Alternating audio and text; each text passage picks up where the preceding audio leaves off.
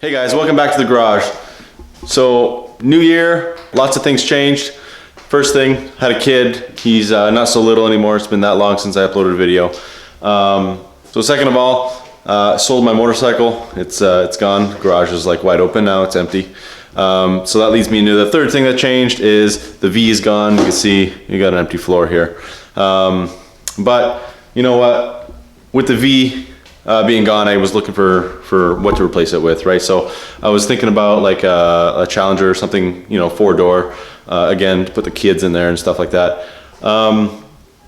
Looking, I really decided I want a manual, and the V2s just weren't happening. I couldn't find a V2 in Canada for a reasonable price, or even one for sale. So anyway, and then one day, well, let me just show you. This thing popped up.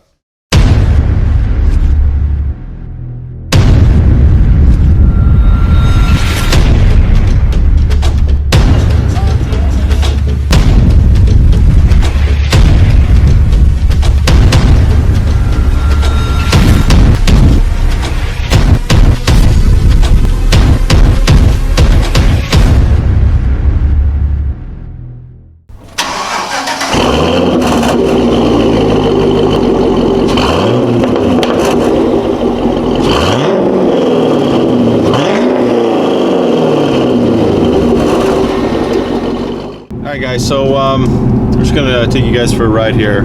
So it's a 2012 CTSV manual.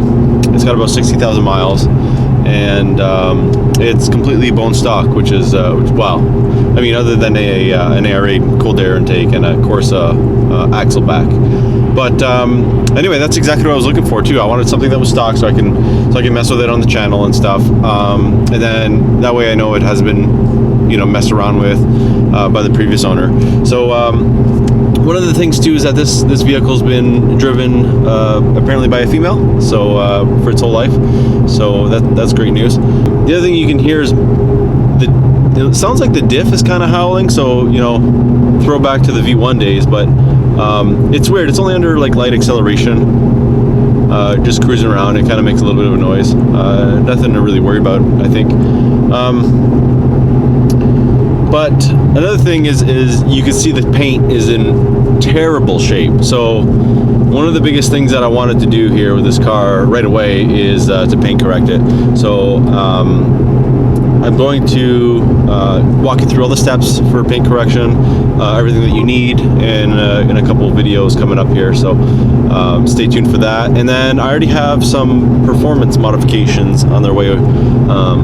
But yeah, one thing, the big elephant in the room here is that it's a coupe. It's not a sedan. So we should probably talk about that a little bit. So I sold my V1, and I was all gung ho about looking for another sedan, but I really wanted a manual, like I said. So I was looking, and I couldn't find anything. Nothing even came up.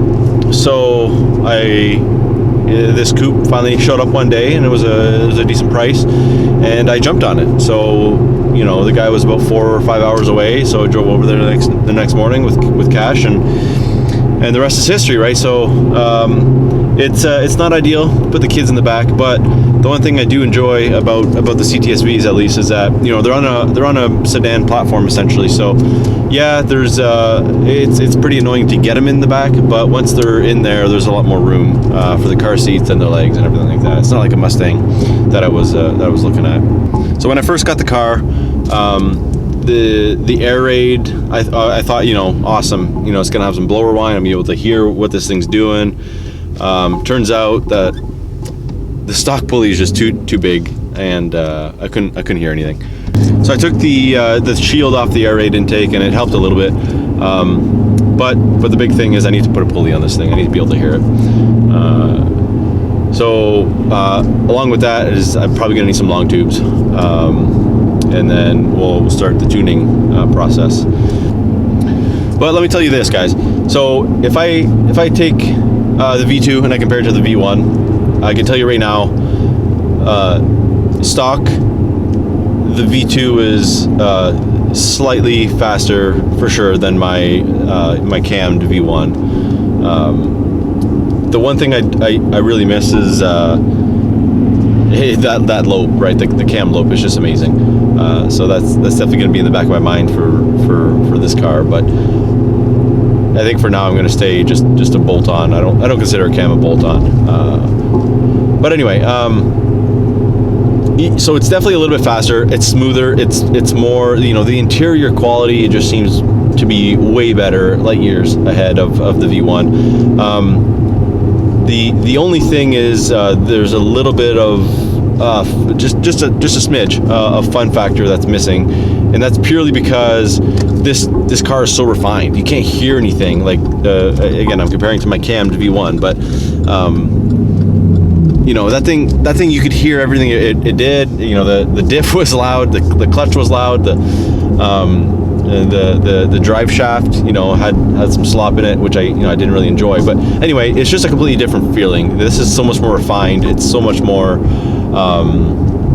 it's just a little bit more numb, just a hair.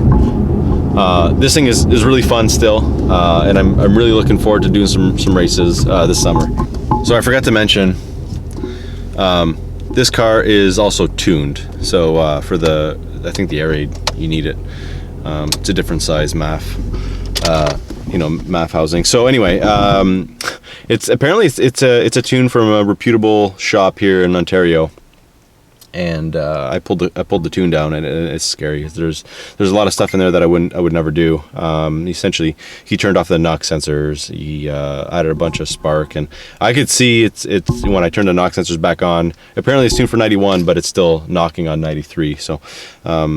So that's one thing, and then the long-term fuel trims are turned off. You know, this is a stock car. All these things don't need to be in place.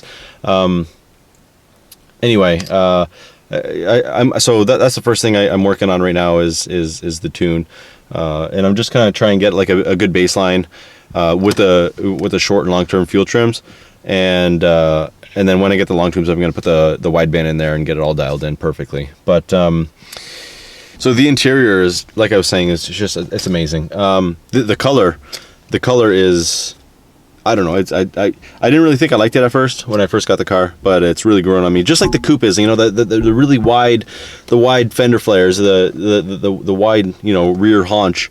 It's amazing. And you know, I don't like the fact that the bumper comes to like a point in the back, but I think it's really grown on me, and I can see this thing looking pretty cool after I do a couple aesthetic modifications. I want to do something with the headlights, the taillights, and then you can see some of the chrome that he blacked out. It's starting to peel. I don't know if he plasti dipped or whatever, but yeah, a couple things there. But so, you know, anyway, a lot of big plans for this thing. It's probably going to be one of my longer term vehicles that I'm going to keep here on the channel. So that's going to be exciting. I really plan on doing some races this summer, go to the drag strip, try and get a stock time on the car, and then do some tuning, some pulleys, or and then some long tube headers, stuff like that, and see how quick we can get it.